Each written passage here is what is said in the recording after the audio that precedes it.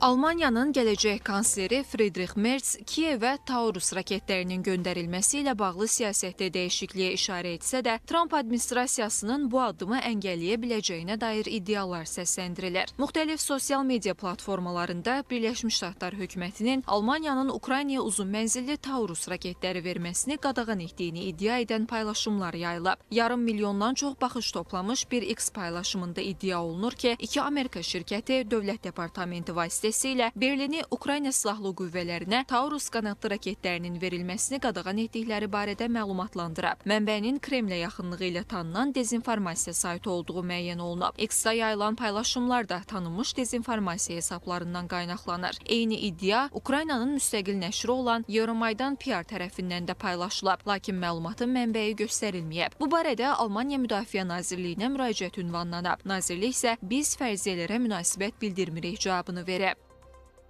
Rusiya tərəfi dəfələrlə bəyan edib ki, Almaniya Taurus raketlərini Ukraynaya versə, o zaman Berlin də birbaşa münaqişə tərəfinə çevriləcək. Bu cür bəyanatlara baxmayaraq, növbəti kansler Merz Kiyevə bu raketlərin verilməsinə müsbət yanaşır. Amerika Birləşmiş Ştatları prezidenti Donald Trump bu münaqişədə tezliklə atəşkəsin əldə edilməsinə çalışsa da, Almaniyanın belə bir qərarına o qədər də qarşı çıxacağını düşünmürəm.